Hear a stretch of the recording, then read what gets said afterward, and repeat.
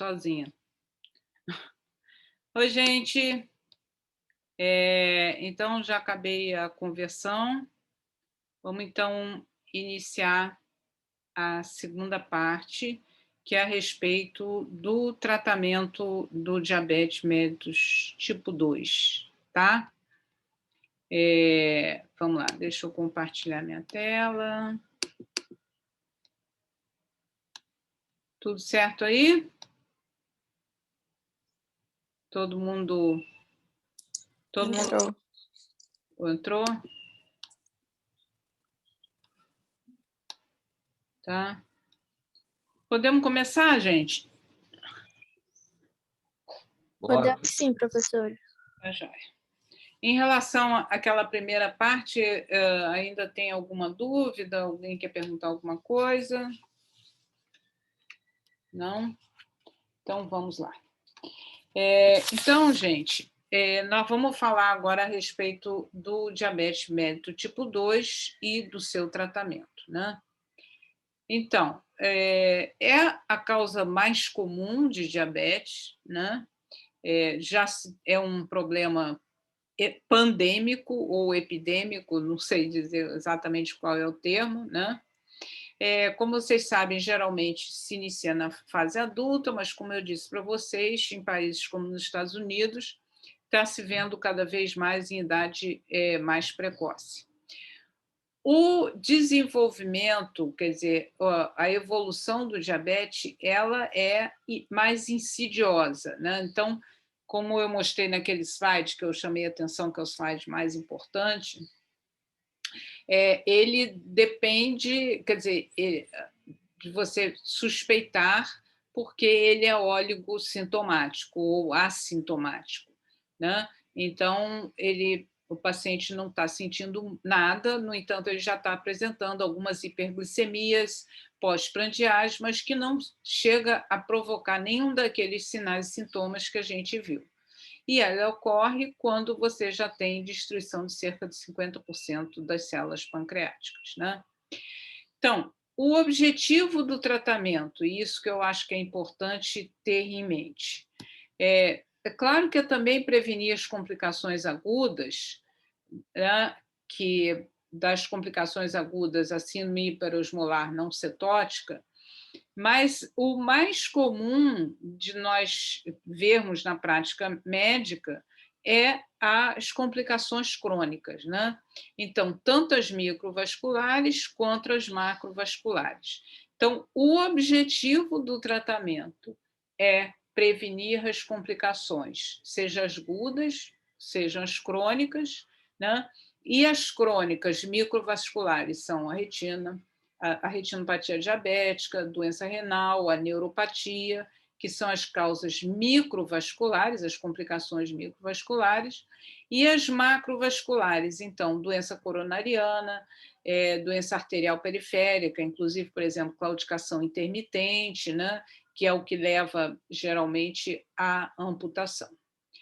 E isso, obviamente, que depende da otimização do controle glicêmico, quer dizer, um controle glicêmico estrito, mas também os outros fatores de risco, como, por exemplo, controle rigoroso da pressão arterial, atingir as metas do controle lipídico, né? Que, então, as metas do controle lipídico do colesterol, do HDL, do LDL, são mais estritas no paciente diabético, a obesidade e o tabagismo. Então, o objetivo do tratamento é prevenir as complicações, e como é que a gente vai fazer isso? Com o controle glicêmico adequado e também o controle dos demais fatores de risco, ou seja, a gente não deve ter uma visão glucocêntrica, tá? A gente não pode ter uma visão glucocêntrica. E aí eu volto àqueles slides que eu já apresentei anteriormente, mas por que eu volto com ele? Eu volto com ele para lembrar a vocês que, se você tem uma patologia que tem múltiplos fatores envolvidos na fisiopatologia, não vai ser, por exemplo, você simplesmente dando, por exemplo, insulina, que você vai corrigir o controle glicêmico do paciente, que você vai estar abordando todos os outros fatores. Então, é importante você ter em mente que existem vários fatores envolvidos na fisiopatologia para que você trate adequadamente. E aí a gente vai começar a falar daqui a pouquinho nas drogas, e aí vocês pensem no seguinte: então isso daí vai agir nesse sítio, por exemplo, que nós vamos ver os inibidores de SGLT2 que vão agir aqui, então a metformina que vai agir mais no fígado, enfim, as drogas, elas muitas vezes elas se complementam. Então, só para exemplificar, né, que eu falei por acaso agora do rim e do fígado, então a gente já tem comercialmente disponível um inibidor de SGLT2 que vem no mesmo comprimido, você tem também metformina, tá?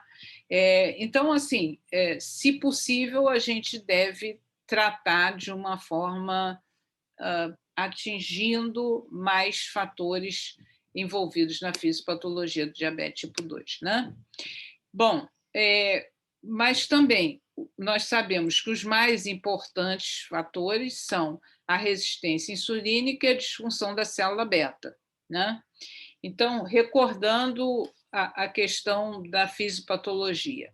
Então, você tem fatores genéticos e o depósito de amiloide, né? Levando essa disfunção da célula beta, quer dizer, uma célula beta já mais menos funcional, parcialmente destruída, né? Por processo de apoptose. Então, você tem uma célula beta não funcionante, né? Eu estou falando dos dois principais, não se esqueçam que tem o aumento da glucagon e os outros que a gente já falou, né? Então, a disfunção da célula beta levando à hiperglicemia, sem dúvida. Isso daí eu acho que é bastante claro para vocês. E o outro mecanismo que é a resistência insulínica, então, a resistência insulínica atingindo o fígado, o músculo, o tecido adiposo. Aí, como eu já falei, então, o tecido adiposo, que está aqui esquematizado, né, ele vai liberar ácido graxo livre, ele tem lipólise aumentada.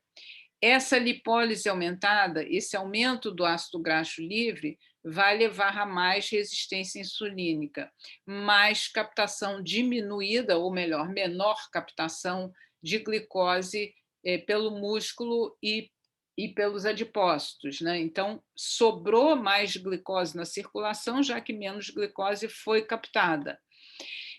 E uma produção aumentada de a resistência insulínica a nível de fígado, ele leva a uma produção aumentada de glicose, né? Então, vejam como isso daqui também leva à hiperglicemia, né?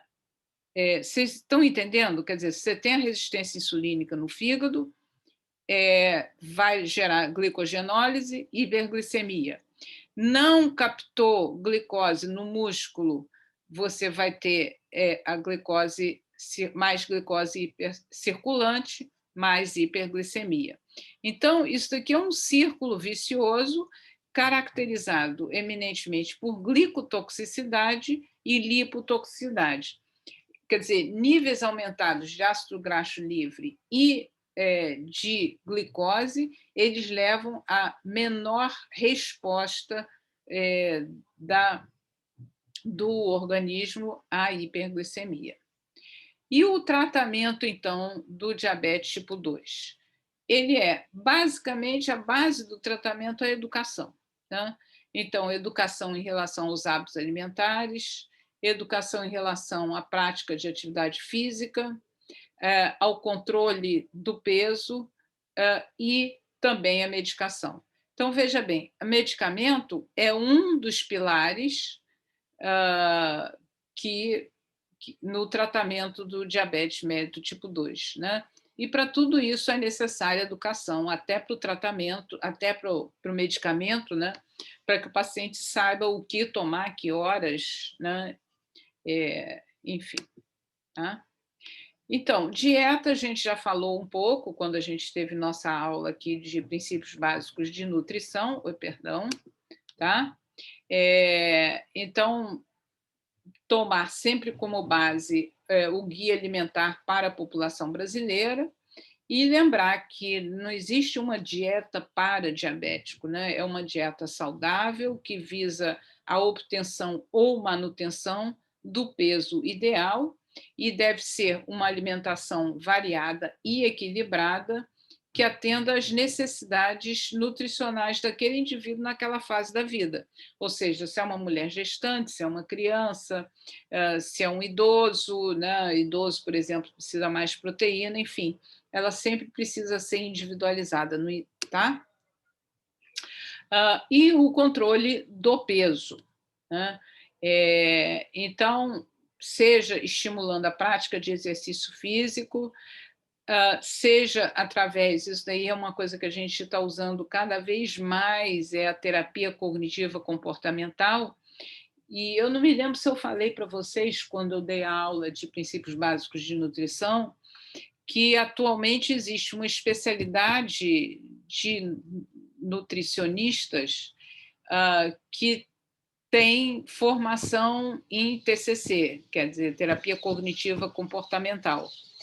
E que esses nutricionistas eles têm melhores resultados na adesão à dieta. Então, sempre que possível, recomendar para o seu paciente um nutricionista que tenha formação em terapia cognitiva comportamental.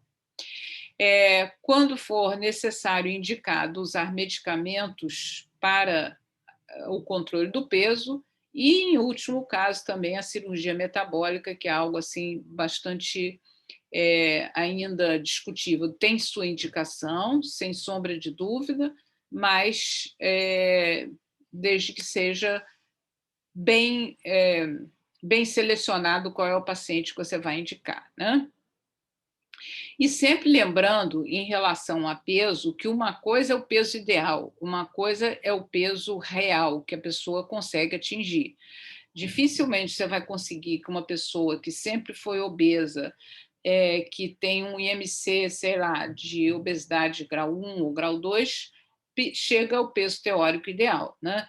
Então, já inúmeros estudos mostraram que, se o paciente perder de 5 a 10% do peso inicial, você já consegue um bom resultado em termos de controle da glicemia, né? Então, o controle do peso é fundamental. E aí, hoje em dia, nós temos um leque muito grande de tratamento para o paciente diabético. E aí, vocês vejam, quando eu voltei com aquele slide do octeto, né? Então, vocês têm drogas agindo em vários setores, em vários níveis, né? Em vários mecanismos, digamos assim. Drogas que agem na resistência insulínica, né? Que são os sensibilizadores.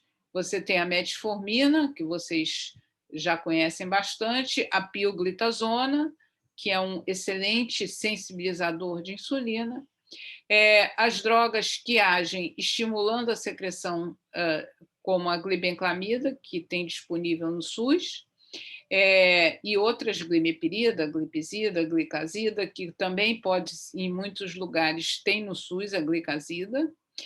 As glinidas que estão caindo em desuso, né? Então nós não vamos falar a respeito delas, que elas são substâncias que estimulam a secreção de insulina, mas de uma forma aguda, rápida, tá?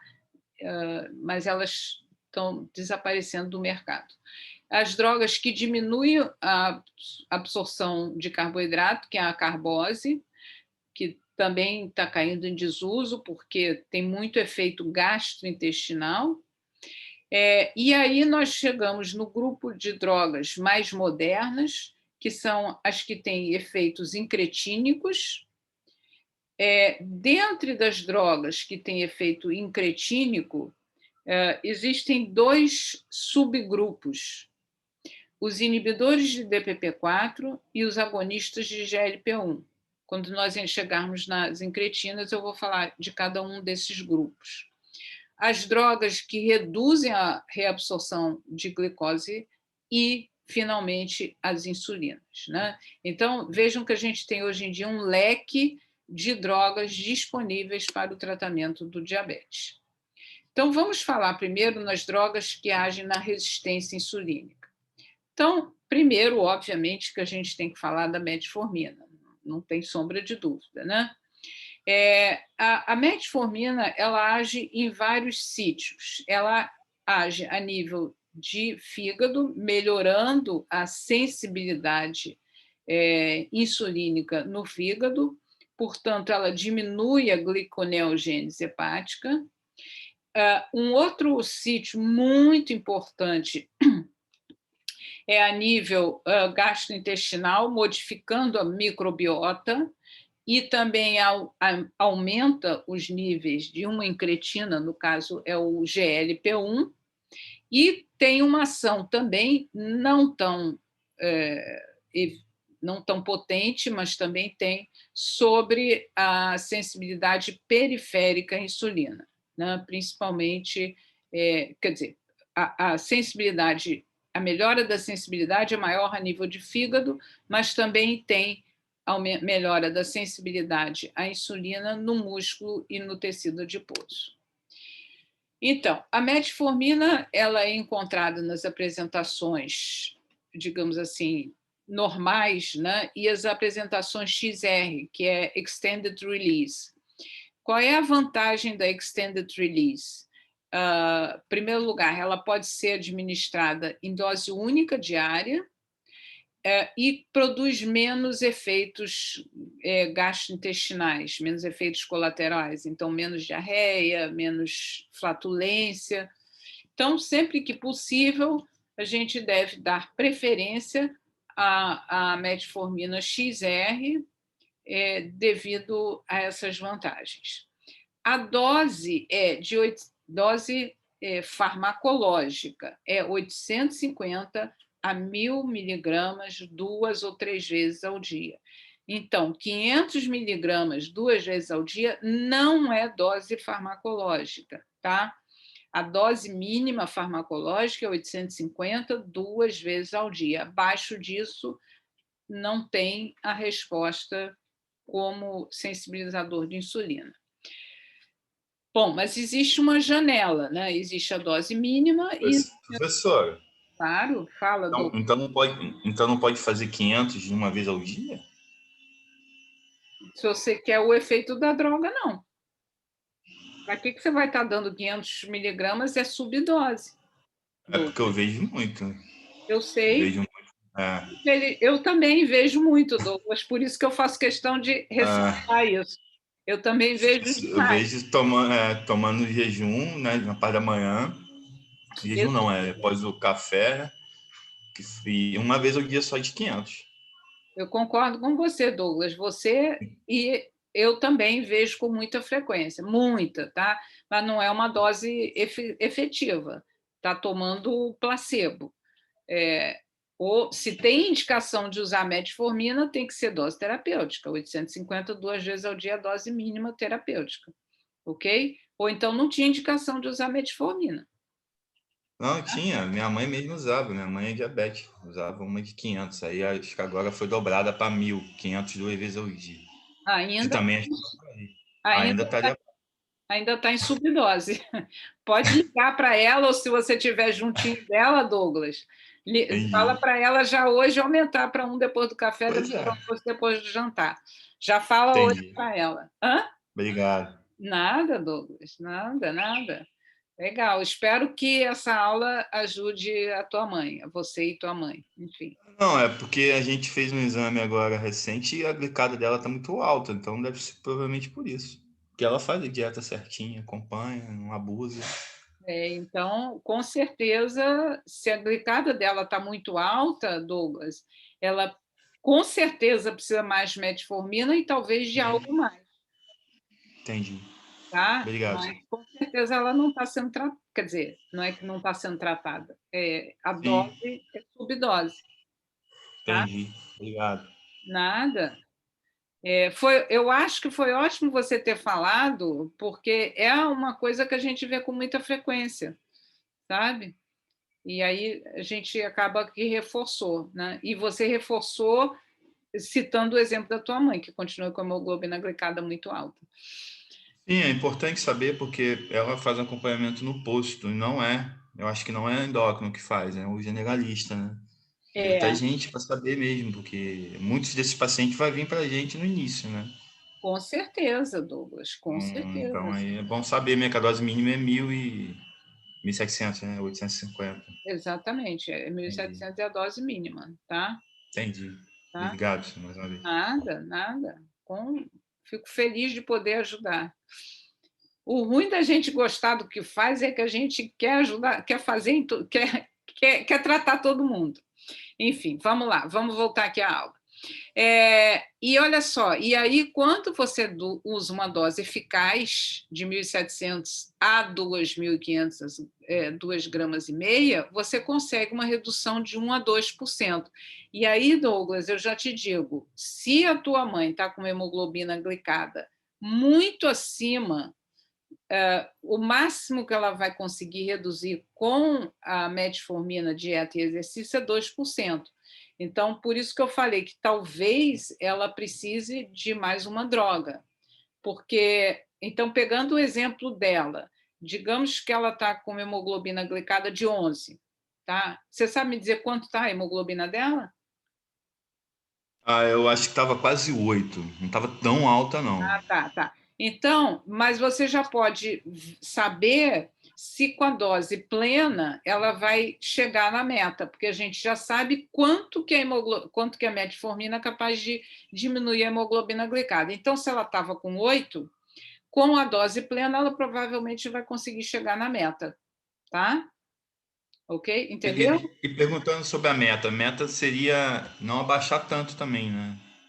A meta da Não, glicada. não, não, não, não, não, não, não. A meta é, é a meta, em geral, é 7, mas quando você tem um paciente ígido, com grande expectativa de vida, quer dizer, sem comorbidades, né?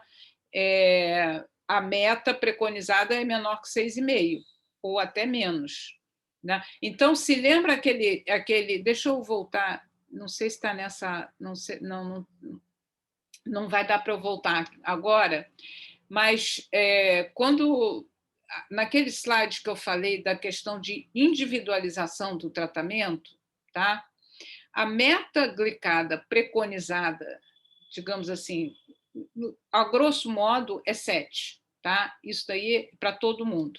Mas a gente preconiza hemoglobina glicada de 6,5 ou menos para qualquer pessoa com diabetes tipo 2 que não tenha nenhuma comorbidade, entendeu? Então, não existe por que você não tentar baixar mais ainda. Não tem nenhum malefício, só benefício.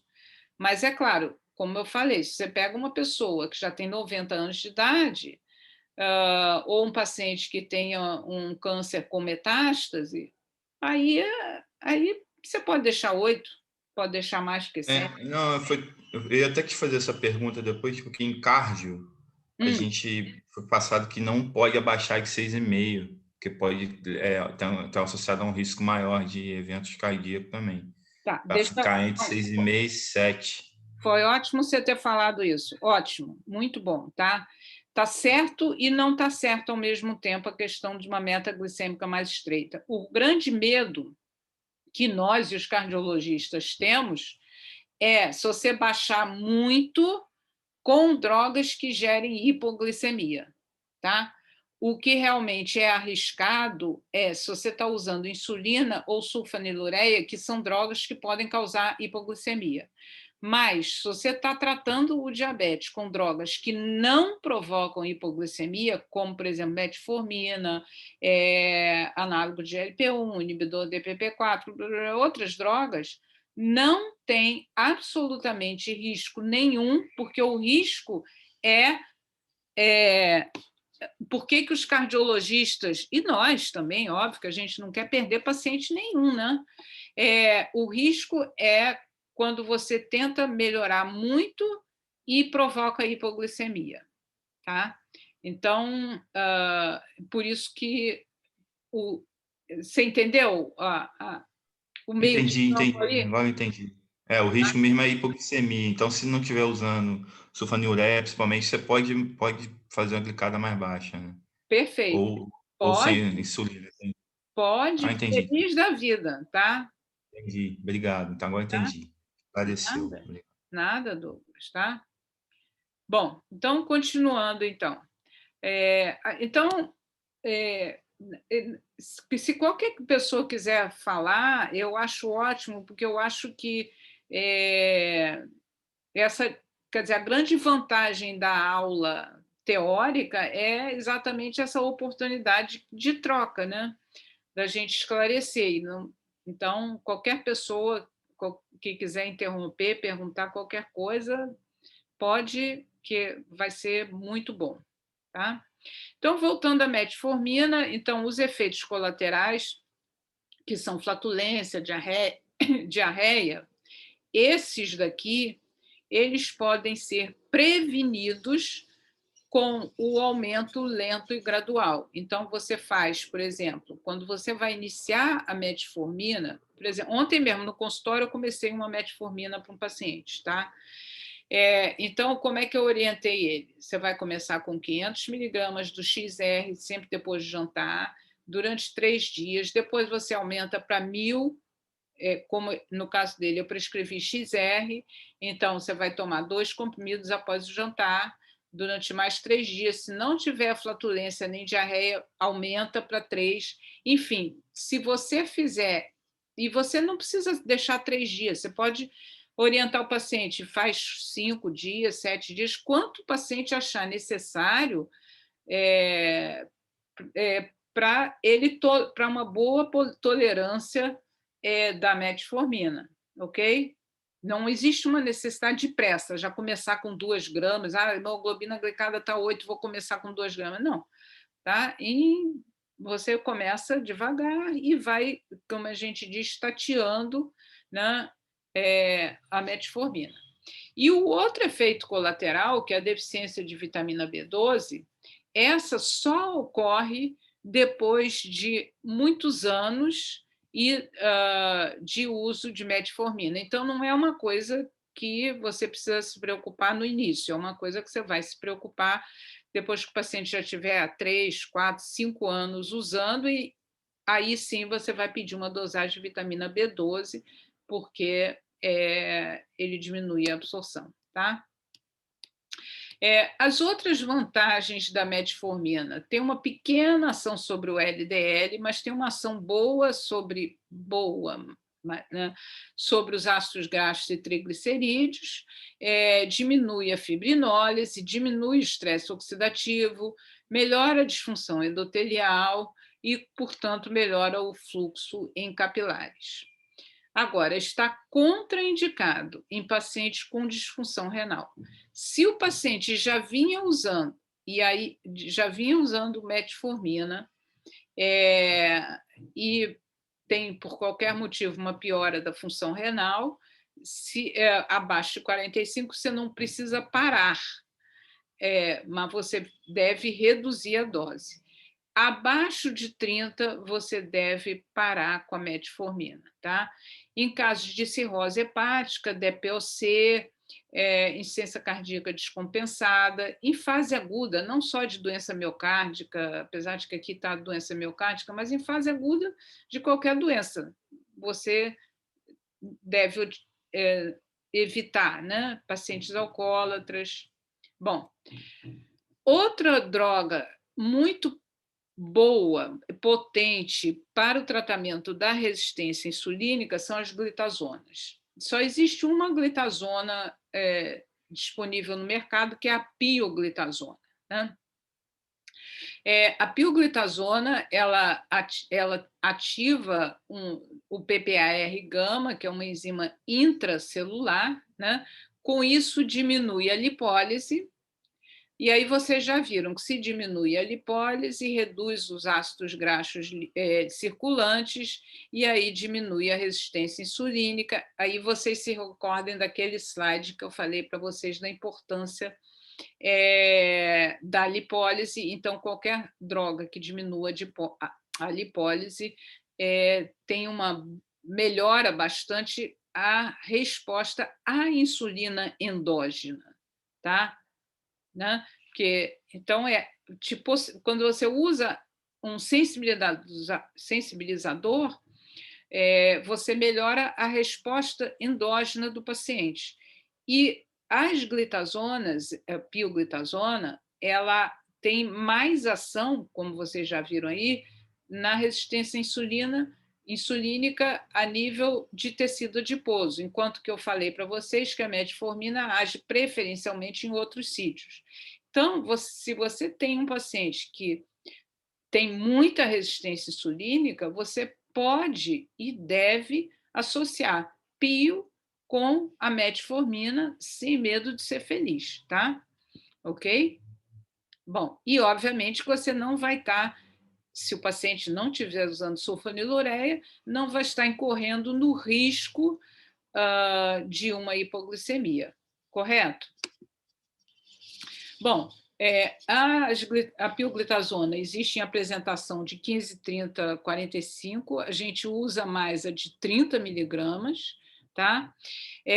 Ela é capaz de reduzir a glicemia em torno de jejum, em torno de 50, e hemoglobina glicada em torno de 1,5.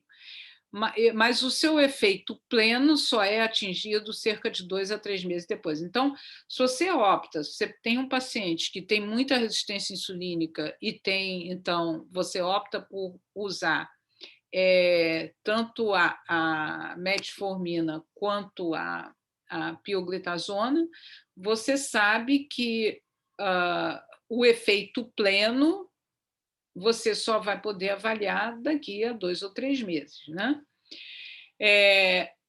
Outra vantagem é que aumenta o HDL, uma das poucas modos que a gente tem de aumentar HDL, outro modo de aumentar HDL é exercício físico, diminui triglicerídeo, é uma das únicas drogas que atuam na esteatose hepática, né, com estudo científico comprovado. Então, se tem esteatose hepática, é indicado, e tem diminuição de desfecho cardiovascular, um grande estudo, já é um estudo antigo, mas provando a diminuição de desfecho cardiovascular. Muito bem, até aqui eu falei das maravilhas da pioglitazona, que inclusive é uma droga que eu pessoalmente gosto muito. Mas nem tudo são flores. Você pode ter, e tem muitas vezes, aumento de cerca de 2 quilos. Claro, diminui a lipólise. E também porque retém líquido, né? Então, esse aumento de 2 quilos, em parte, é devido à retenção hídrica, anemia dilucional, devido a essa discreta retenção hídrica, e em mulheres você tem que acompanhar com densitometria devido ao risco de fraturas. Tá? Está indicado insuficiência hepática grave, diabetes tipo 1, óbvio, porque diabetes tipo 1 também não tem indicação, em gestante, e devido a essa retenção hídrica, insuficiência cardíaca classe 3 ou 4. Em relação ao tratamento com sensibilizadores, era isso que eu queria falar para vocês. Vamos agora, então, falar das drogas que estimulam a secreção de insulina, e nós vamos falar só das que estão em uso ainda, que são as sulfonilureias. Então, das sulfonilureias, qual é o mecanismo de ação delas? Elas propiciam a despolarização e abertura dos canais de cálcio da célula beta. Isso aqui é uma célula beta, apresento para vocês, a célula beta. Então, levando à entrada de cálcio, os canais de cálcio, há essa despolarização da insulina previamente armazenada e liberação da insulina previamente armazenada, né? Então, esse é o mecanismo de ação das sulfonilureias. Então, obviamente, você só vai ter resposta se tem célula beta. Se não tiver, obviamente que não faz sentido você usar sulfonilureia, né? Quais são os pacientes que respondem melhor às sulfonilureias? Aqueles que têm um diagnóstico mais recente, né? Que não tem uma glicemia muito alta, que tem um peptídeo C, porque isso significa que ele tem célula beta pancreática, né? E a potência das sulfonilureias reduz em torno de 60% a 70% da glicemia de jejum e de 1% a 2% da hemoglobina glicada. Assim, a médio e longo prazo, cerca de 20% a 30% de pacientes param de responder sulfonilureias, é o que nós denominamos de falência primária, e a falência secundária, e aí vai aumentando com o decorrer do tempo, quer dizer, né, vai falhando 3 anos, 4 anos, vai falhando. E existe uma dúvida na literatura, né, se as sulfonilureias elas aceleram, né, por, digamos assim, forçar, entre aspas, né, o funcionamento da célula beta, se acelera essa falência da célula beta. Isso daí é uma pergunta em aberto. Bom, aqui vocês têm as sulfonilureias disponíveis no mercado brasileiro. Eu vou falar para vocês basicamente de duas, que é a glibenclamida e a glicazida. Por que eu vou falar nessas duas? Porque a glibenclamida é a que mais é encontrada no SUS. E eu vou falar da glicazida por quê? Porque vocês vão entender daqui a pouco que a glicazida é uma sulfonilureia melhor, muito melhor do que a glibenclamida, e ela está na rede do SUS, só que alguns municípios não compram, sei lá por que cargas d'água, mas ela está naquela lista de medicamentos. Então, vocês que provavelmente vão para vários municípios, né, busquem saber e se no posto de saúde tem glicazida, se não tem, pode ser reivindicado, porque está na grade, tá? Então, a glibenclamida, qual é o problema maior da glibenclamida? É de todas as drogas disponíveis no mercado, a que mais causa hipoglicemia, tá? Então, aquele perigo de hipoglicemia causando arritmia cardíaca e morte súbita é maior com o uso de glibenclamida. E em vários países do mundo, a glibenclamida já foi vetada, né, ou contraindicada exatamente devido ao grande risco de hipoglicemia. Então, a gente sempre preconiza iniciar com a dose mínima diária, que no caso é 2,5, tá? Para ver a resposta do paciente. E aí você vai titulando a dose lentamente e vendo bem se o paciente faz hipoglicemia ou não, né? Já a glicazida, o risco de hipoglicemia é extremamente pequeno, né? Aliás, o que eu esqueci de dizer, um dos motivos da glibenclamida provocar hipoglicemia é exatamente porque o seu metabólito ele ainda é ativo, né? Então, por isso, já a glicazida, os metabólitos são inativos e ele tem a outra vantagem, que é de administração única diária. Então, evita que o paciente esqueça de tomar, porque a glibenclamida... Pois não.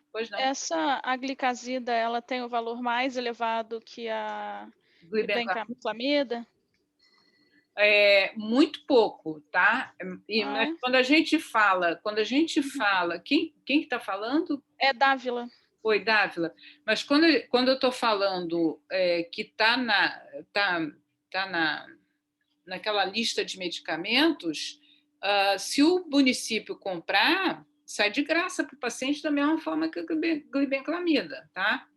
Não é uma droga cara de jeito nenhum. Eu não sei te dizer quanto é que tá, mas assim... Não, meu questionamento é porque o meu pai, ele faz uso de glibenclamida. E aí, assim, eu não sei se como é da mesma classe, eu não sei se tem diferença. Não sei porque talvez não usar a... Não, Dávila, primeiro, com certeza, teu pai deve se beneficiar da mudança para a gliglazida, tá? Ah, sim. Obrigada, professora. A diferença, quer dizer, a gliclazida é uma droga muito barata, tá? E aí eu vou te perguntar, ele está tratando com endócrino ou está tratando... Trata com endócrino, trata com cardiologista também, que ele é cardiopata, faz todo o acompanhamento, sim. Então... Mas assim, às vezes é uma questão de falta de atualização do profissional que está tratando ele, mas a gente pode conversar e sugerir, né? Não vejo problema. Claro, Dávila. Obrigada. Claro. Aliás, eu vou agora dar uma orientação para todo mundo que tá aí, tá? Existe um problema que nós vivenciamos muito aqui no Brasil, que é essa questão de não se atualizar, né? Porque não existe, como, por exemplo, nos Estados Unidos, o médico que não se atualizar, ele tem a sua licença retirada, né? E aqui, infelizmente, não tem isso.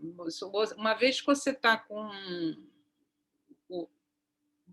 Não existe a recertificação, tá? Então, isso é uma coisa, a questão da atualização médica. E a outra coisa que eu sempre gosto de chamar a atenção, que muita gente não sabe, é que para a pessoa se intitular endocrinologista, como, felizmente, quer dizer, nós três da disciplina, nós somos endocrinologistas mesmo, tituladas, tanto a Cíntia, quanto a Carline, quanto eu, nós somos tituladas.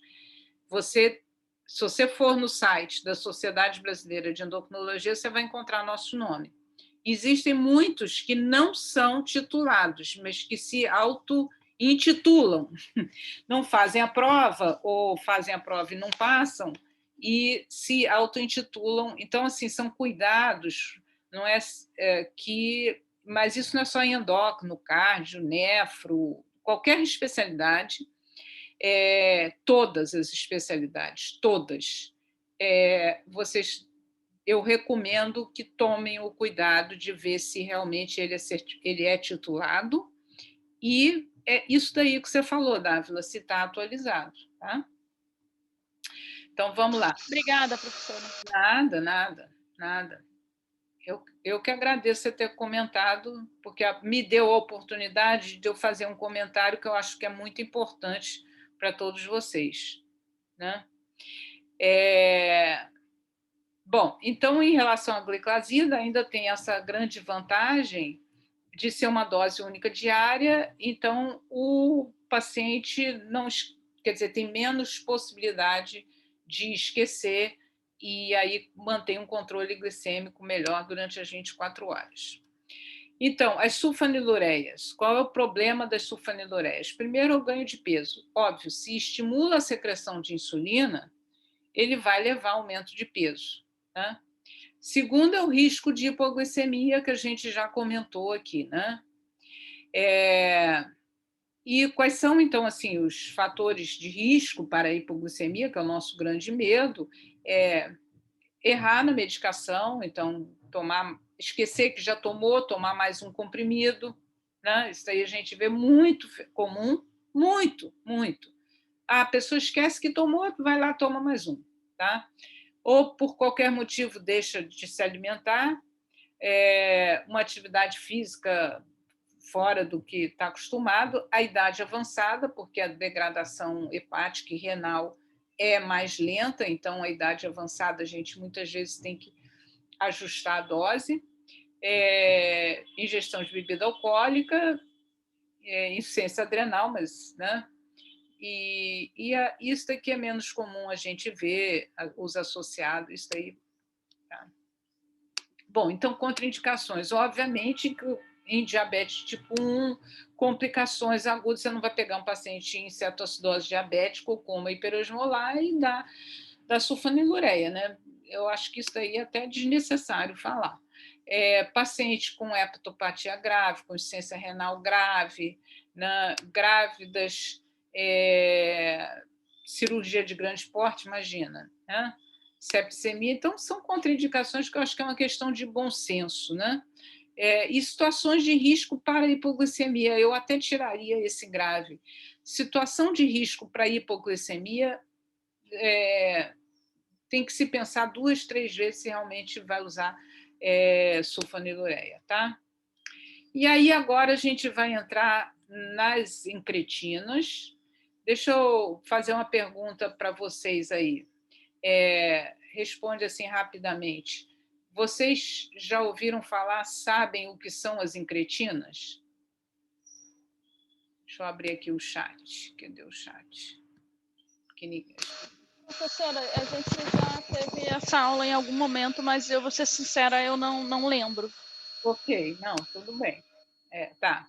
Alguém. Tá, eu só queria. É mais ou menos uma enquete. Tá, eu vou explicar de qualquer jeito.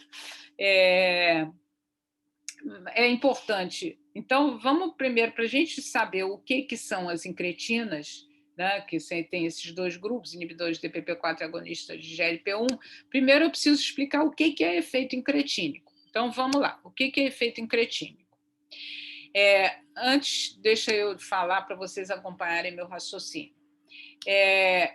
Veja bem, quando uma pessoa ingere um alimento qualquer por via oral, ele tem uma resposta insulínica X. Se descobriu que se você administra a mesma quantidade, por exemplo, de glicose por via endovenosa, a resposta da insulina é menor. Ou seja, você pega 100 gramas de glicose, dá pela boca, a resposta insulínica é 1. Se você pega essas mesmas 100 gramas de glicose e dá por via venosa, parenteral, a resposta insulínica é outra, é mais baixa. Daí se deduziu que deveria existir no tubo gastrointestinal alguma substância que estimulava essa secreção de insulina, correto? Porque se você está dando 100 gramas ali ou por uma via e está tendo uma melhor resposta, significa que ali tem algum hormônio que está estimulando a secreção de insulina, correto? Então, é isso daqui. Então, você aqui tem a resposta da insulina por via oral, deu as, sei lá, 50, aqui no caso foi 50 gramas de glicose, pum, a insulina foi lá para cima. Deu 50 gramas de glicose por via endovenosa, olha a resposta insulínica, é muito menor, tá? Essa diferença daqui da resposta da insulina se deu o nome de efeito incretínico. Isso daqui é o efeito incretínico. Olha aqui dos diabéticos, o efeito incretínico está diminuído, ok? Então, diabético por via oral e por via parenteral, tá? E daí, então, que surgiu o conceito de efeito incretínico. Bom, exemplificando de uma outra forma, é assim, então, ingere alimento, cai no trato gastrointestinal, e aí, então, existe a liberação dos hormônios que vão agir sobre o pâncreas, estimulando a secreção de insulina. Basicamente, são 2, o GLP-1 e o GIP, mas o mais potente, o que a gente vai falar, é sobre o GLP-1, que é esse daqui, tá? Então, você comeu, caiu no tubo gastrointestinal, liberou GLP-1, que vai agir sobre o fígado, ou sobre o pâncreas, desculpa, e aí, que legal, vai diminuir a secreção de glucagon, dependente da glicose, e vai aumentar a secreção de insulina. tá? E o que é melhor, é dependente de glicose, porque isso só vai acontecer quando o indivíduo se alimenta. Daí, vocês já veem o seguinte, o risco de hipoglicemia, qual é o risco de hipoglicemia com o uso de uma incretina? Grande ou pequeno?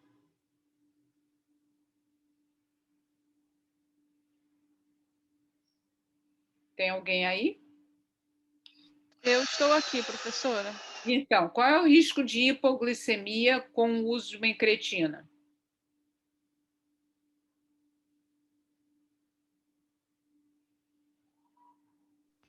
Vamos Não lá. sei, Hã? não sei te dizer. Parece que não tem tanto risco. Se você não sabe, é porque eu não expliquei direito, tá? A culpa é minha. Olha só, não, é sério, porque se você só vai ter resposta de insulina depois que você alimenta, fora disso, não tem secreção de insulina, qual é o risco de hipoglicemia? Praticamente nenhum, tá Não certo? tem. Uhum. Tá certo? Tá? Ele é dependente da glicose. A insulina só vai ser secretada se houver glicose. Se não houver, não vai ser secretada. Então, qual é o risco de hipoglicemia? Nenhum. Entendeu? A não ser que você esteja usando insulina. Mas aí a culpa não é da incretina, coitada. Aí a culpa é da insulina que você está dando. Tá certo? Tá? Então, como eu falei para vocês que um dos mecanismos, vocês se lembram lá naquele slide que eu chamei a atenção, que é o slide mais importante da aula, que fala que antes do diagnóstico, aquele slide que tem a curva de cima e a curva de baixo que aumenta a resistência insulínica, se lembram que eu falei do glucagon, que existe aumento da secreção do glucagon no diabetes tipo 2? Sim. Tá? Então, que é mais um mecanismo de hiperglicemia, tá? Glucagon é um hormônio hiperglicemiante, né?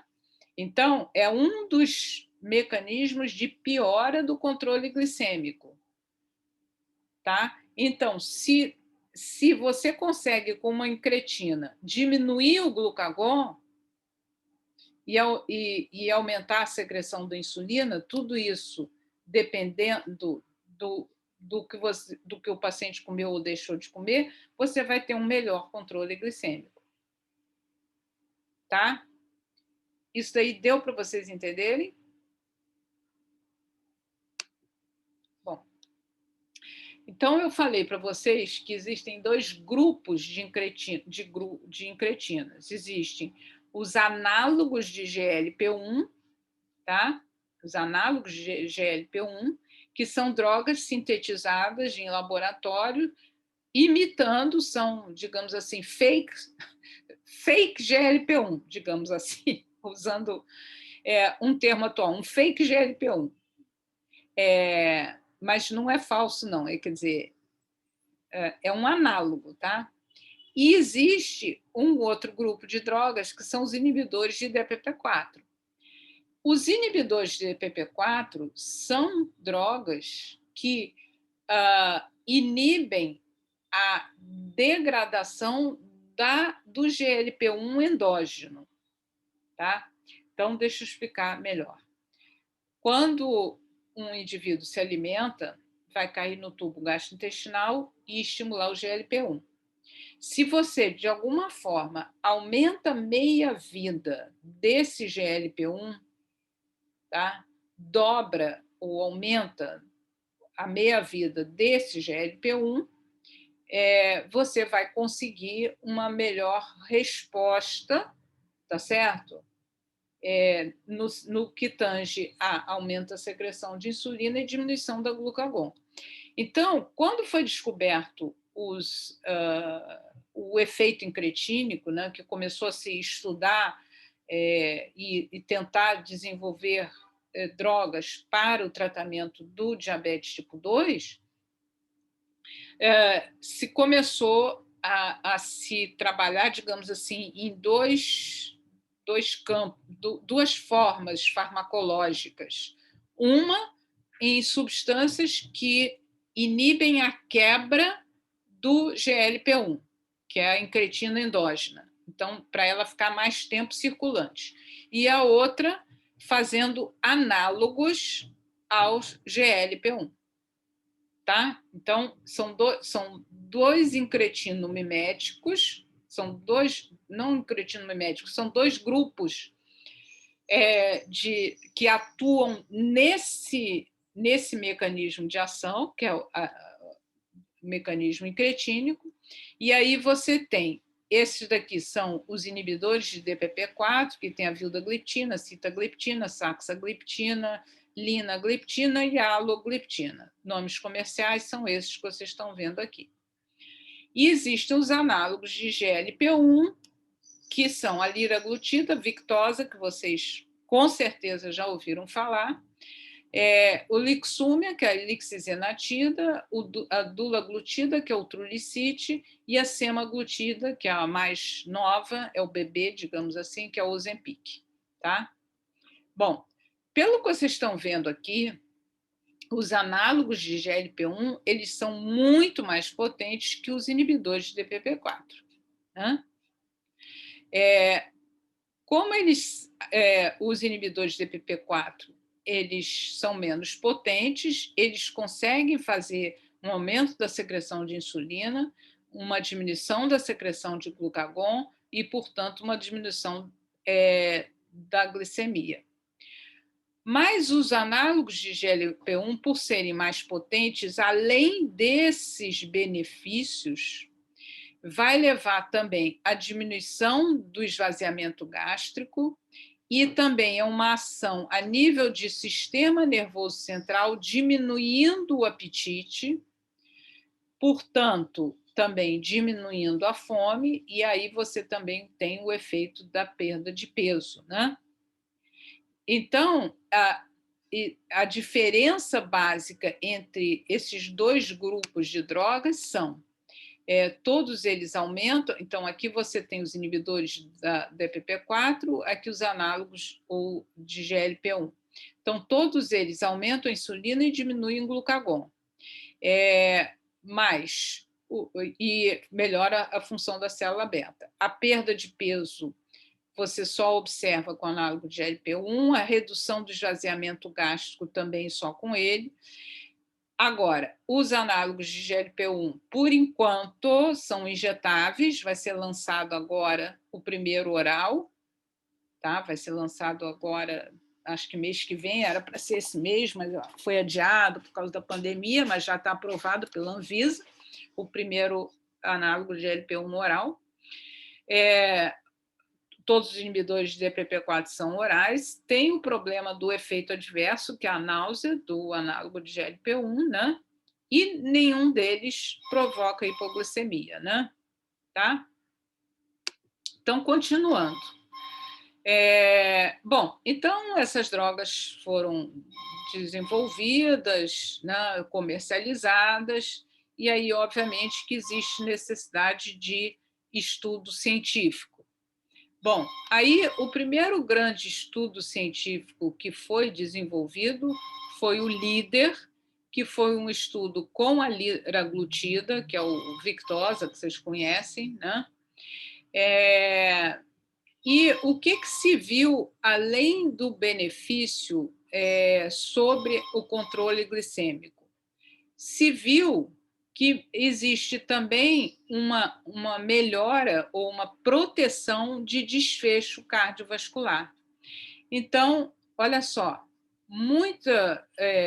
tanto a diminuição de morte por doença cardiovascular, infarto agudo de miocárdio, morte por todas as causas.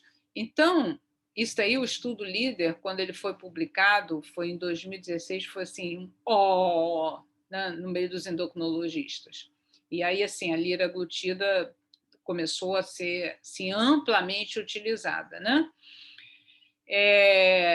Porque se viu essa proteção cardiovascular que nunca tinha sido vista com nenhuma droga, nenhum antidiabético. Aí, obviamente, que os outros análogos de GLP-1, seja dulaglutida, todos os outros, começaram a ver se era um efeito de classe ou se era só a liraglutida que tinha esse benefício. Né? Só uma que não mostrou esse benefício, que é a lixisenatida. Todos os outros, né, mostraram esse benefício de proteção de desfechos que a gente chama de desfecho duro, né? Então, também de proteção por morte cardiovascular com os agonistas de GLP-1.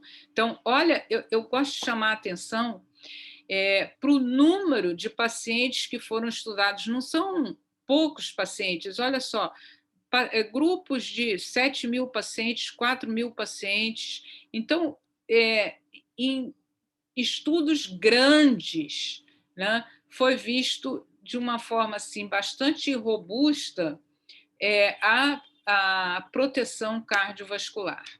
E aí, então, continuando mais estudos de infarto fatal e não fatal, de AVC fatal e não fatal. Olha aqui a proteção que essas drogas promovem, né, propiciam. Né? E não só isso, como também foi visto proteção renal, de desfecho renal, de complicação renal. Então, desde que, quer dizer, há mais ou menos 5 anos, a diabetologia sofreu grandes mudanças em termos de tratamento, né?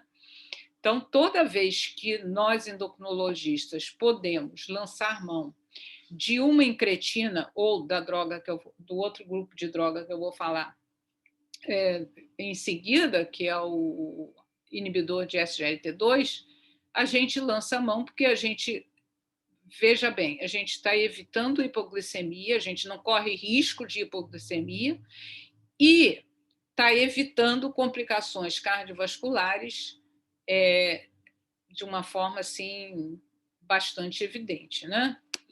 Bom, e aí o outro grupo mais recente de drogas, que foi lançado no mercado um pouco depois do grupo de incretinas, né, que são os inibidores do SGLT2. Bom, deixa eu falar um pouco a respeito dos inibidores de SGLT2. Vocês se lembram quando eu falei da fisiopatologia de diabetes tipo 2, que existe um aumento da reabsorção, quer dizer, a glicose volta, né? A glicose volta e é mais um mecanismo que contribui para a hiperglicemia. Isso daí em pacientes portadores de diabetes. Como os inibidores de SGLT2 aumentam a excreção renal de glicose, isso daí se viu que era uma droga eficaz no controle do diabetes tipo 2. Bom, então, quando os primeiros inibidores de SGLT2 foram comercializados, né? Sim, nós endocrinologistas éramos um pouquinho céticos. Tá, vai diminuir a glicose, mas será que vai causar algum problema renal? Né? A gente ficava assim meio com medo, né? Achando que não ia ser uma droga extremamente boa, tá? E aí, então, as que tem no mercado são o Forxiga, o Jardiance, Invocana, aumenta a excreção renal de glicose, não induz hipoglicemia, né? Ele simplesmente retorna o limiar renal de glicose para o que era anteriormente, né? Então, não induz hipoglicemia, não mesmo. Concorre com perda de peso, porque o paciente perde glicose é caloria, e foi visto também que melhora a pressão arterial.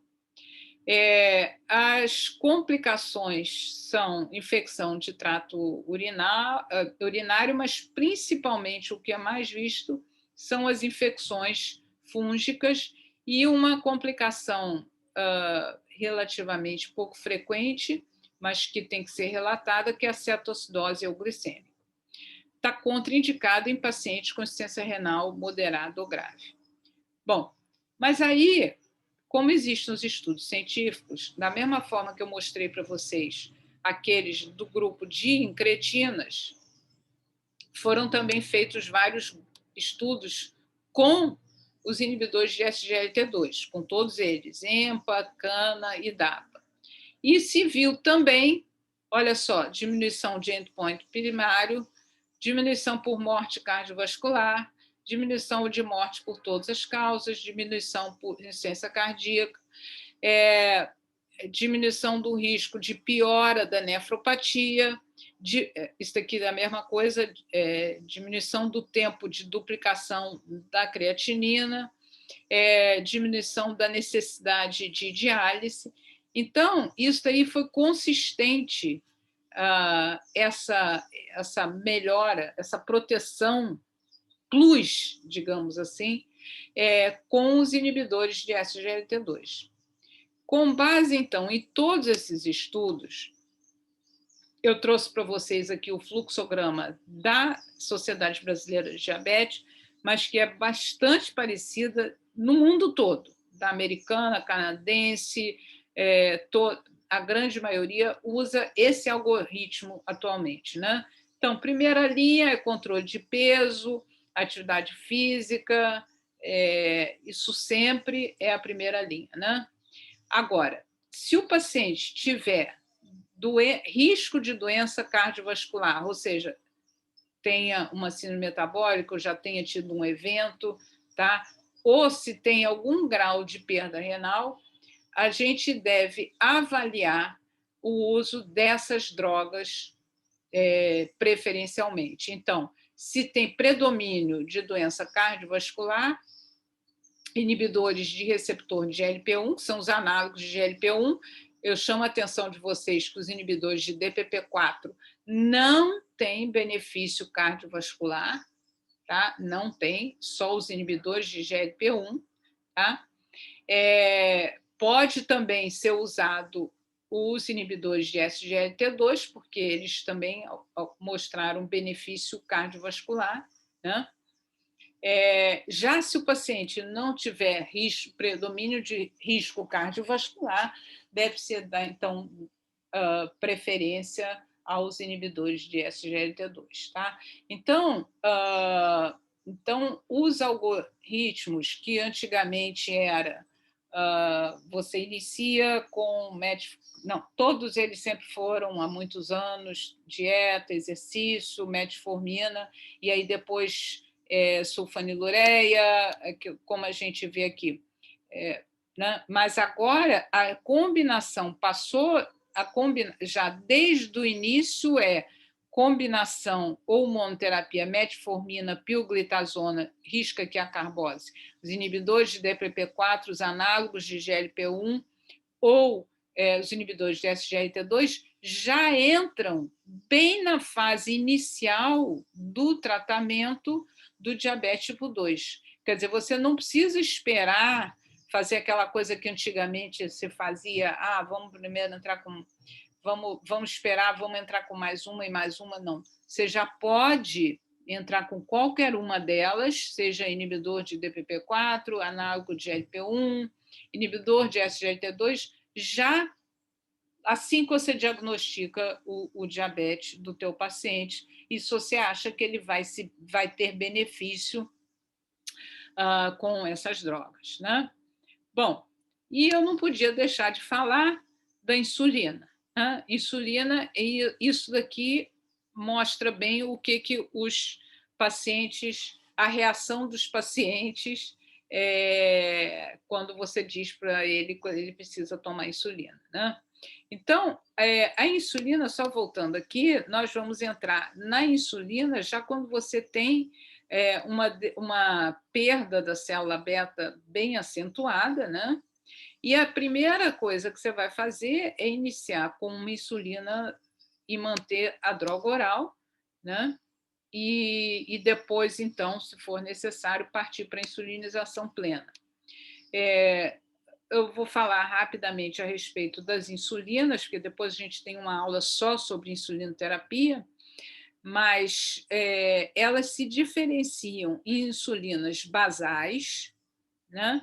As insulinas basais, então, são a NPH, que é insulina que tem no SUS, que tem uma duração, não tem uma duração de 24 horas, e sim em torno de 10 a no máximo 16 horas, que é a insulina basal. Aqui, então, são os análogos de insulina, que já tem uma meia-vida mais longa, tem uma duração de ação mais longa, portanto, eles cobrem melhor as 24 horas do paciente. E as insulinas de ação rápida, né? A NPH, perdão, a regular, que é a que tem no SUS, né? Que é a insulina que a gente usa quando a gente faz insulinização plena, né? O esquema basal-Bolus, que a gente vai falar na próxima aula. E aí os outros que são os análogos de insulina, que são esses, a aspartia, a lispro, a outra aspartia e a glulisina. E só para vocês visualizarem melhor e entenderem o seguinte, que isso daqui, se você pega um dia, 24 horas, não, o dia deve estar terminando aqui, 24 horas, tá? 24 horas terminando aqui. Veja bem, a NPH ela não vai cobrir as 24 horas. Então, se você vai fazer insulinização plena, você vai precisar de uma segunda dose de insulina NPH. Tá? E em relação à cobertura das alimentações, né, você vai obter uma resposta melhor quando você usar um análogo de insulina de ação rápida, né, porque ele vai corrigir ali aquela alimentação que o paciente fez ou vai fazer, tá? Então, chamo a atenção de vocês que o ideal, quer dizer, quando a gente está tratando um paciente com insulina, a gente deve tentar reproduzir a fisiologia do pâncreas, né? Isso aí a gente vai ver com maior detalhe, mas eu acho que é importante já esses conhecimentos básicos, né, que a gente deve reproduzir o fisiológico, né? Então, o mais possível para evitar hiperglicemias e hipoglicemias. Então, quando você reproduz a fisiologia, você vai estar evitando hiper e evitando hipo. No diabético tipo 2, a gente sempre inicia com uma insulina basal, geralmente mantendo os ADOs, né, os antidiabéticos orais, né? E aí a titulação, quer dizer, a gente vai individualizando o tratamento de acordo com a glicemia capilar de cada um. Então, o tratamento é muito individualizado. Então, a gente inicia com uma insulina basal combinada com antidiabético oral. Qual é a dose inicial? A dose inicial é de 0,2 unidades por quilo por dia. E aí você faz preferencialmente à noite e orienta teu paciente a fazer a glicemia capilar no jejum, né? Se com esse esquema você não conseguiu atingir a meta do teu paciente, você então vai entrar com insulina basal plus, com esquema de insulina basal plus, que é esse esquema daqui, e mais uma insulina na refeição principal, por exemplo, se for o almoço ou nas duas refeições que o paciente se alimenta mais, ou então usar insulinas que têm associação de rápida e basal e rápida, né? E, finalmente, o esquema mais sofisticado, digamos assim, que é o basal-Bolus, que é a insulinização plena, que nós vamos ver em maior detalhes. Agora, em relação às metas, tá? Então, as metas terapêuticas da SBD 2019, isso vai mudar agora, né? Mas é ao redor de 7%, isso aí a gente já conversou um pouco, né?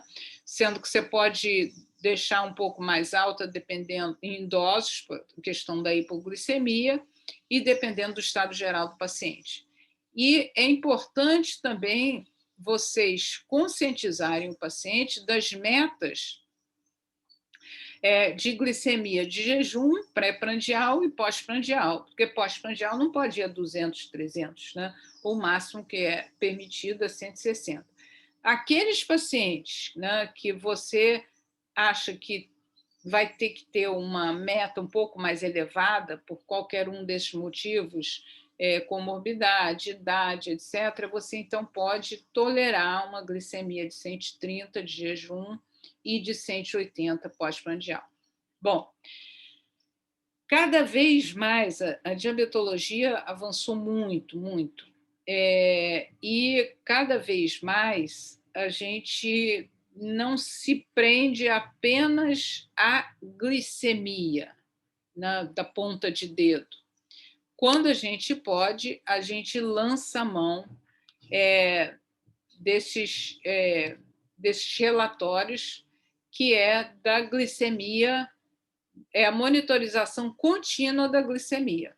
Vocês com certeza já viram andando na rua pessoas que têm tipo uma moedinha branca no antebraço, né? no braço, aliás, não no antebraço, né? Que são sensores, hoje em dia já são largamente utilizados, né? Que são sensores da glicemia, que o paciente fica com aquilo 24 horas, cada sensor dura 14 dias, e com isso você tem uma monitorização durante as 24 horas da glicemia. Então, vocês aqui, isso aqui é de um paciente meu, então você repara que essa é a glicemia média dele.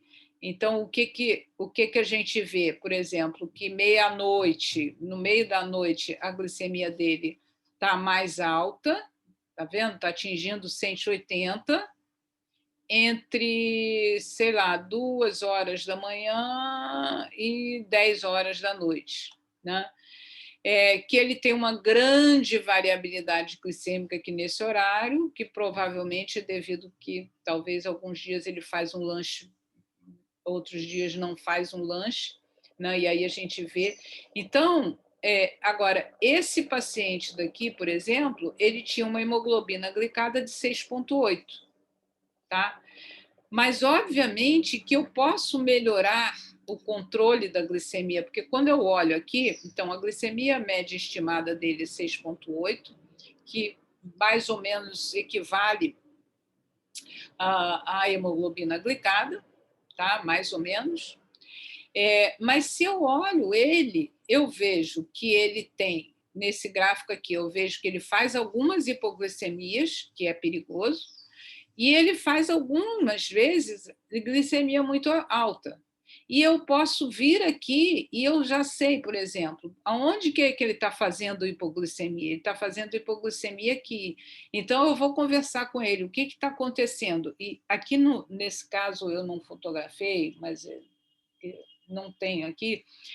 Mas esse Libre, ele nos dá também o gráfico diário. Então, eu posso ver, por exemplo, se um dia e conversar com ele, ou o próprio paciente dizer, não, nesse dia, por exemplo, eu não tinha jantado, ou jantei muito cedo, por isso que às 6 horas da manhã minha glicemia estava muito baixa. Enfim, aí você individualiza e você consegue colocar o paciente dentro da meta 24 horas por dia, né? Sem risco de hipoglicemia, sem risco de hiper e sem grande variabilidade glicêmica, tá? Que é o que a gente está vendo aqui. Então, hoje em dia, quando a gente fala de controle glicêmico, e aí todas as novas diretrizes já não falam mais só a glicemia de jejum ou meta da hemoglobina glicada, vai falar da meta da variabilidade glicêmica, tá? E vai falar da meta, que a gente chama time in range, é tempo dentro do alvo. A meta dentro do alvo tem que ser mais de 70% dentro do alvo. Tá? E aí vocês veem, por exemplo, esse paciente ele estava 70% do tempo dentro do alvo. né? Então, assim, isso daí melhorou o tratamento do paciente diabético, assim, muito, muito, muito, muito, muito, né? Então, hoje em dia, a gente é muito mais preciso no controle desse paciente diabético. Então, para finalizar, só lembrando a vocês, né, que isso daí que vocês viram, né, que é o Libre, a monitorização, você vai utilizar naquele paciente, não vai utilizar nesse paciente, você vai utilizar nessa paciente, tá certo? Tá? Então, você tem que ver quem é teu paciente, individualizar. Ele é um paciente que tem risco cardiovascular, você vai querer usar análogo de GLP-1, se for possível. Tem doença renal crônica, você vai dar preferência, talvez, ao inibidor de SGLT2. Tem insuficiência cardíaca, você vai fugir da pioglitazona. Está fragilizado, você tem que correr da hipoglicemia. Tem obeso ou sobrepeso, você não vai usar ou vai evitar usar, claro que no SUS muitas vezes a gente tem que usar sulfonilureia. E vai por aí assim. Então, a questão da individualização, se tem esteatose hepática, você vai procurar dar pioglitazona. Então, pelo que vocês podem ver por aqui, quer dizer, hoje em dia o tratamento do diabetes é muito mais, nós podemos oferecer muito mais para o nosso paciente do que a gente podia oferecer, digamos, há 10 anos atrás. Tá? Então, quais são as mensagens principais que eu queria passar? Então, que é uma doença crônica, complexa, assintomática ou oligossintomática. Isso precisa ser avisado ao paciente, não é porque o senhor não está sentindo, isso não significa que a doença não está aí, que precisa uma atenção médica continuada para evitar complicações crônicas. Então, sempre lembrar, em cada consulta, lembrar, eu sei que o senhor não está sentindo nada, o senhor está se sentindo ótimo, mas não pode relaxar, não pode deixar de vir às consultas, etc, etc. Tá? A questão da individualização, espero que tenha ficado bem claro para vocês, a questão da individualização, né? Não existe mais hoje em dia o tratamento para o diabetes, né? E o objetivo, qual é? Controle da glicemia, primeiro, controle dos lipídios, controle da pressão arterial e todas as medidas de prevenção de complicações micro-macrovasculares. Então, orientar que não use drogas anti-inflamatórias, né, que pode levar a complicações renais, enfim, todo um cuidado que é muito importante. Né? Então, basicamente, era isso. Como eu já falei para vocês, mas eu achei que era importante relembrar que as aulas teóricas, quer dizer, é apenas, digamos assim, um papo que a gente tem, uma oportunidade de passar as informações um pouco além do que está no livro, né? Um pouco além sobre um aspecto, mas, por outro aspecto, um pouco aquém, né? Porque a gente não vai dar certas coisas que vocês podem ver no livro, né? Mas é uma oportunidade de troca, né? Então, é muito importante que vocês consultem a bibliografia recomendada, tá?